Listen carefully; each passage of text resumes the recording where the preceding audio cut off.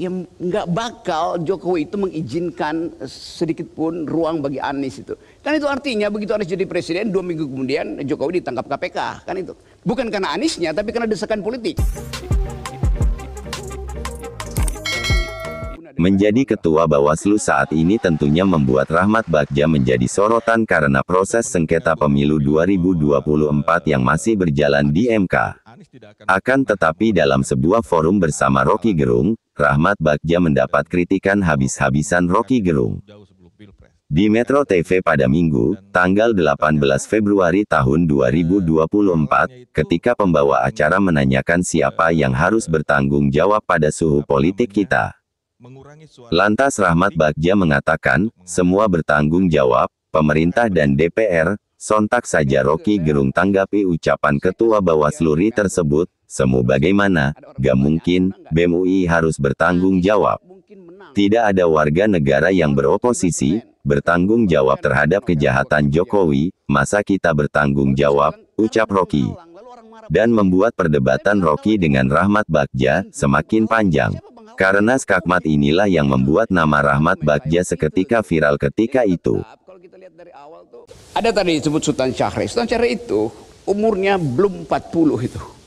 Dan sudah berdebat di forum internasional tuh. Mengalahkan seluruh diplomat dunia itu.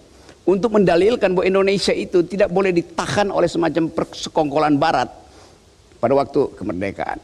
Satu waktu Airlangga bilang Gibran itu persis seperti Sultan Syahrir tuh.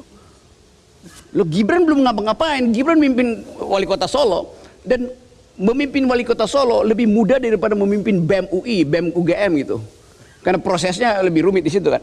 Jadi Gibran tidak bisa dipersandingkan dengan Sultan Syahrir. Salahnya bukan pada Gibran, salahnya pada Airlangga. Dia tidak mampu untuk melihat bahwa sejarah kita adalah sejarah pikiran tuh, bukan sejarah hasil Mahkamah Konstitusi. Nah itu sebabnya air mineral lebih berguna daripada Airlangga. Kita pernah dengar Bung Rocky bilang bahwa Anies tidak akan pernah memenangkan Pilpres karena ada penghalangnya. Yes.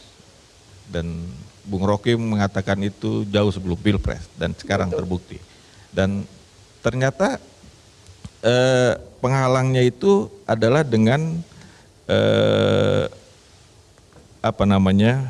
mengurangi suara 03 untuk menghalangi Anies. Apakah seperti itu? Enggak begitu. Saya kasih kuliah di Melbourne. Lalu saya bilang, ada orang bertanya, Anies menang enggak? Saya bilang, Anies tidak mungkin menang. Dia maksimal dapat 17%. Kalau sekarang 24%, margin of error gue kasih sama dia dah. Waktu itu saya bilang, karena ada penghalang, lalu orang marah pada saya. Saya bilang, kalau dia mau menang, singkirkan penghalangnya. Siapa penghalangnya? Ya Jokowi. Itu dasar argumen saya waktu itu tuh. Jadi tetap kalau kita lihat dari awal tuh yang nggak bakal Jokowi itu mengizinkan sedikit pun ruang bagi Anies itu. Kan itu artinya begitu Anies jadi presiden 2 minggu kemudian Jokowi ditangkap KPK, kan itu. Bukan karena Aniesnya tapi karena desakan politik. Jadi semua ide perubahan itu diaklamasikan dalam suara Anies itu. Maka orang akan tuntut pada Anies itu. Anda presiden kan, persoalkan money laundering yang pernah terduga pada keluarganya kan. Itu masalahnya tuh. Demi itu Jokowi tidak mungkin mengizinkan Anies itu. Kalau Ganjar ya masih gampang lah karena masih dikendalikan itu kan. Dan itu yang terbukti itu. Jadi bukan Anies dapat suara Anies itu dipindahkan ke Ganjar. Tapi memang Anies akan dikendalikan algoritmanya untuk tidak mungkin jadi presiden itu. Dan kemudian jangan terlalu dibebankan juga ini kepada KPU dan Bawaslu. Ini terhadap sistem politik kita. Menurut Anda siapa yang paling bertanggung jawab terhadap sistem politik kita? Semua kita bertanggung jawab. Baik pemerintah, DPR. Semua maksudnya? Ya, pemerintah, apakah DPR. BEM UI ikut bertanggung jawab? Apakah rektor universitas? Iya, ikut bertanggung jawab. Iya. Di mana pertanggung jawab? Makanya mereka berbicara. Bahwa ketika ada masalah mereka berbicara. Bukan, dari awal justru dia bertanggung jawab tentang kejahatan. Ya itu hak kebebasan berbicara, tapi kalau dibilang semua bertanggung jawab, memangnya anggota DPR atau Bawaslu diverifikasi oleh BEM? Kan enggak. Anda kan semua datang untuk minta jadi punya jabatan itu, mengunjungi ketua partai, bukan mengunjungi BEM UI atau BEM UGM. Jadi kalau Bang Rocky gimana? Apakah Bawaslu? Ya jangan sebut semua bertanggung jawab terhadap kesalahan ini. Kalau begitu koreksinya siapa? Orang yang bertanggung jawab itu yang mengoreksi, kan itu dasarnya kan. Jadi menyebut semua bertanggung jawab. Gini Rob, itu, saya mau bela dia. Nggak ada yang bela dia tuh. Dia mesti pertanggung jawaban kalimatnya. Semua saya tidak bertanggung jawab atas kejahatan ini. Di mana tanggung jawab saya? Nggak ada.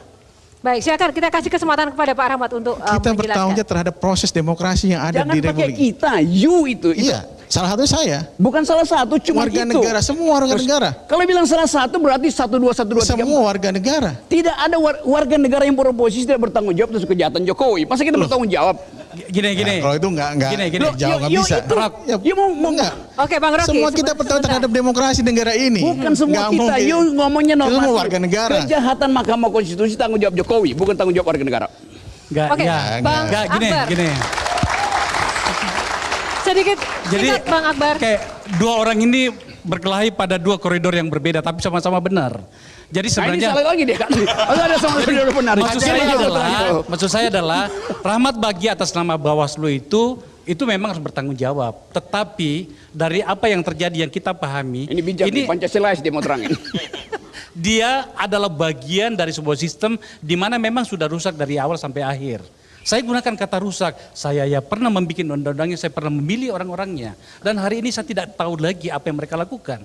Tapi apakah kemudian Rahmat Bagia boleh mengatakan saya tidak ikut bertanggung jawab? Enggak, Anda harus bertanggung jawab. Tapi sekali lagi saya katakan, sistemnya yang bermasalah. Makanya saya gunakan tadi kata riset.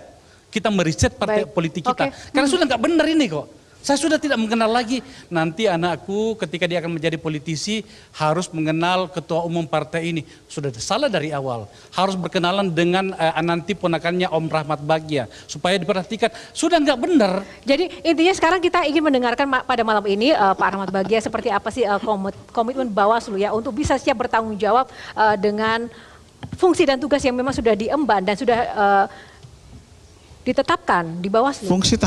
Fungsi pengawasan seluruh tahapan pemilu. Ini ada komitmen. Komitmennya jelas.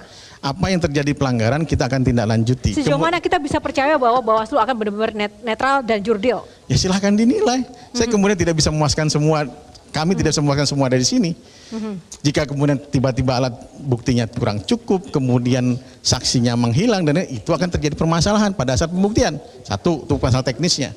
Kemudian kalau misalnya dianggap bermasalah, ada jalan keluarnya. Misalnya kami tidak profesional, ada namanya Dewan Kehormatan Penyelenggara Pemilu. Silakan, itu ada. Nah, pasti diprotes lagi. Ya silakan. Kalau sudah tidak percaya dengan itu, ya silakan saja. Bang Rocky bagian dari distrust to government atau silakan. Ada dua pihak, trust to government atau distrust to government. Tapi ingat, sistem Eropa kontinental kita mengatakan bahwa trust to government. Government bukan presiden, tapi semua lembaga negara. Ini yang saya maksud, you bilang aja. Ini kesalahan bukan pada semua warga negara. Kan you bilang tadi semua kita bersalah. Baik. Bukan tanggung jawab, bukan bersalah, Iya, enak aja. bertanggung jawab karena statement yang dilihat. Gini. Dalam hukum jelas. Kalau statement saya bilang semua kita bertanggung jawab terhadap proses demokrasi. Bukan kalau kemudian dianggap sebagai kejahatan demokrasi, beda lagi. Perspektifnya jangan dibalik-balik. Kejahatan pemilu itu tanggung jawab penyelenggara pemilu, bukan tanggung jawab warga negara.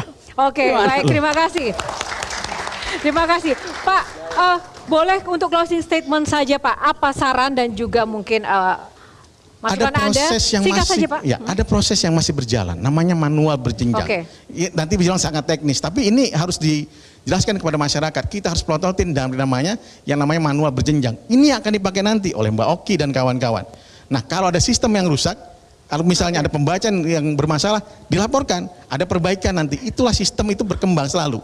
Jadi jangan sampai ada masalah, ini masalahnya di 200.000 TPS, laporan teman-teman KPU. Dari 380.000 TPS, masalah image dan lain-lain. Nah, yang 2.000 ini kita perbaiki, bukan kemudian 380.000 kita hancurkan semua. Nggak bisa seperti itu. Ini negara ini harus berjalan, proses demokrasi berjalan. Ketika demokrasi stop, maka seluruhnya bermasalah menurut saya. Terima kasih.